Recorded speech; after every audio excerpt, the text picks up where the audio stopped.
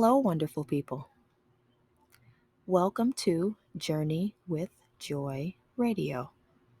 Um, my name is Allie, and on this channel, we are going to primarily focus on anything that brings you a sense of positivity, peace, and most importantly, joy, because those are the things that are going to push you forward in making you your best self on your journey. Here we believe that our life's journey is a spiritual path. And so you are always on a spiritual journey. You are changing and upgrading, and you will continue to do that for as long as you live. So, um, today's topic is about um, choosing your words. And this is an important topic to discuss because we're in a time right now where many people's words are being judged. Everyone's words are being judged. And we just want to have a peace of mind about what we're choosing, um, whether that be what someone is saying, what you are reading, or um, what you are choosing to say to other people. So,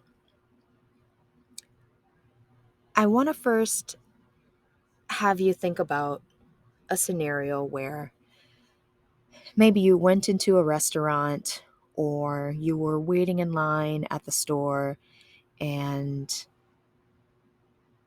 the person that was supposed to offer you service was rude. Um, I don't think that people ever expect to be treated in a negative manner when they go into a place of service. But sometimes these things happen. And when these things happen, how do you feel? Do you feel disappointed? Do you feel angry? Do you feel sad? Do you just want to take your money and run? um, you know, these are things to keep in mind because the person's words may not always be intentionally said to hurt you, but again, what you are bringing into your mind, body, and spirit is important. So my uh, my child has quotes that he brings home from school, um, and they're on his agenda. And he also has, or well, we get weekly newsletters from the school, and there's usually a quote at the top of the newsletter. And this particular time that I looked at the newsletter, I had to do a double take at the quote that was listed at the top because those words did not sit well with me. They did not resonate with me. I had so much resistance.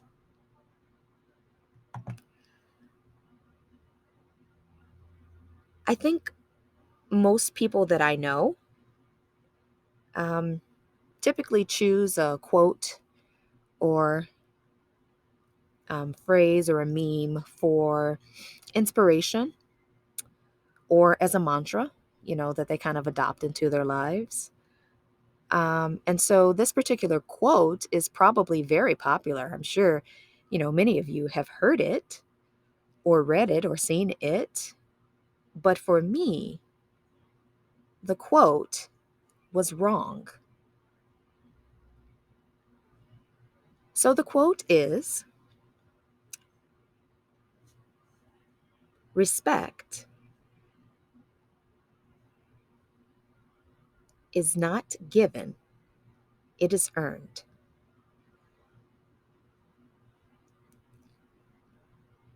Respect is not given, it is earned. Now, of course, the speaker of the quote is Habiba Kande. And for those of you that don't actually know the full quote is respect is earned, not given. Respect can only be given to those who have earned it by working for it. When I did my research about Habiba Kande, for those that don't know who he is, maybe you've seen the name, but you don't know anything about him, like I did not at first. Um, he is um, he's a writer. He is a women's rights activist, primarily in uh, female arousal. So he's an erotologist. He's a historian, and he's a writer. He received a bachelor's degree from Kingston University. It was an honors degree in business and film studies, but he's also studied things like Arabic, Islamic law, and Islamic history. So, he has um, very good credentials in, the things that he talks about. Um, but he also has certain beliefs, his spiritual beliefs. Um, Helped me to understand why he may have said the things that he said in that quote, or why he felt that way when he said it. um, but again, I took issue with the fact that, one, his quote was shortened, and with it being shortened, that means this is the this is the part that someone believes. And I most certainly don't walk around believing that people are not deserving of respect because they haven't earned it yet. I actually don't think that's fair. And I would hope that most people don't think that's fair. But I wanted to talk about the definitions of respect so we kind of get a better feel for really what this quote should actually read. There are three definitions for respect that I found. The first one being a feeling of deep admiration for someone or something elicited by their abilities, qualities, or achievements. Now, this is something that I think fits into what his quote is actually saying. But then, wouldn't the quote be better read as admiration is earned, not given? Which I would completely agree with that. But respect being earned and not given, I still don't agree with that part. The second definition of respect, and this is actually the one that I think really defines what it means in its truest form, is due regard for the feelings, wishes, rights, or traditions of others. I'm going to repeat it again. Due regard for the feelings, wishes, rights, or traditions of others. Now, when I asked about, imagining a scenario where someone was rude or spoke to you rudely when you were entering a place of service, I wanted you to recognize these feelings because I, I, I truly believe that when you're going into a place of service, or anywhere for that matter, if you're just walking down the street, you don't expect to be disrespected or made to feel like you are less than because of what other people may think or feel about you. But if, for example, someone else believes that respect is earned and not given, that may be why they're treating you, that way, or talking to you that way, because they don't believe that you're deserving of respect.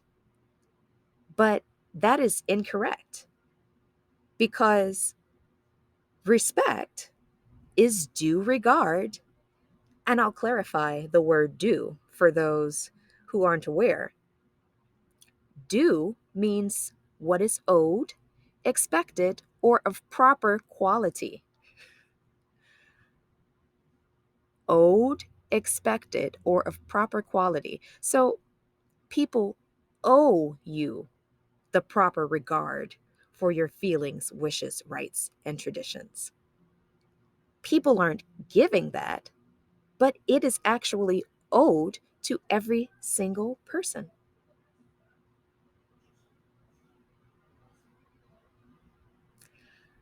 The last definition of respect is a particular point, aspect, or detail. And of course, I'm addressing my concern with respect to Akande's quote being shortened.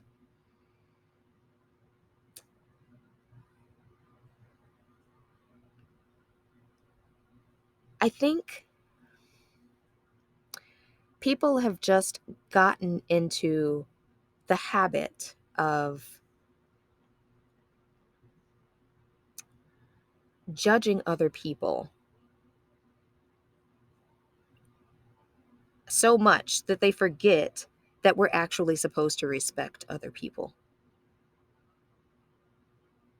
Because if you walk into this place of service and you don't have a degree, or you don't have a big house, or you have a mask on your face, or someone doesn't like your skin color, or you wear a hijab, you are not less deserving of respect. You are owed respect, because by definition it is owed to you. Respect is owed. And I don't see that it is being honored in that way. I see that it's being honored in the way that the quote originally read. But again, that would be admiration based on someone's achievements. That shouldn't authorize the word or the action of giving respect.